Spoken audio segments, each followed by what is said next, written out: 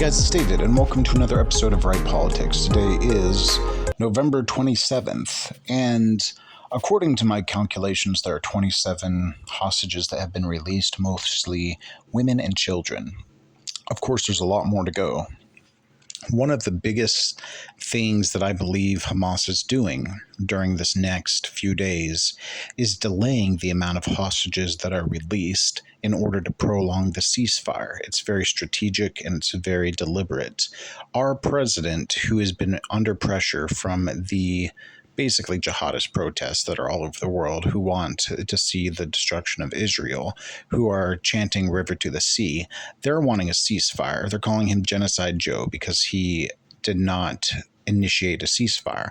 Because why would we? Israel's our closest ally.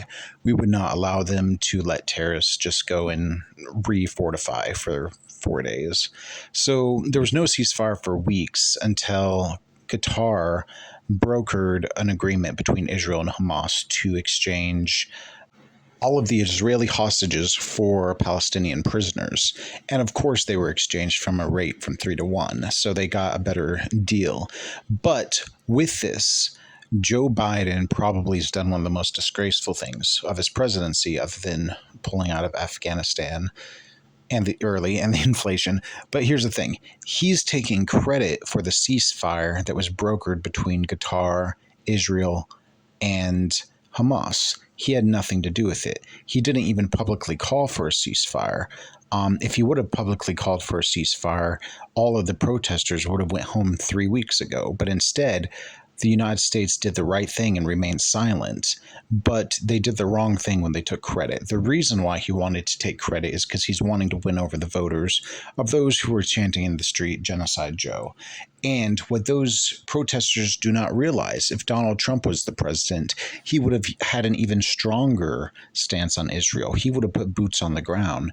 He would have just done financial support or refused to call a ceasefire. He would have put those battleships so close to the Mediterranean border of Gaza that they would be basically running in fear. That's what he would have done in Ukraine. So I want for you to comment and let me know what you think. Is this a strategy from Hamas to prolong the release of these hostages? If they keep going at a rate of 13 per day, it's going to take a long time to get through like the 236 that are remaining.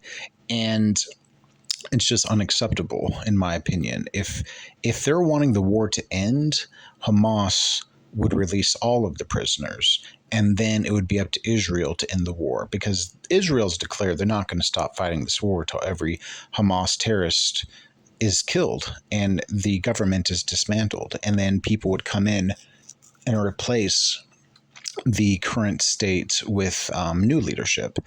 So I just want to know what you guys think. So be sure to like, comment, subscribe. We'll see you tomorrow, maybe tonight, on another episode of Right Politics. Have a great day.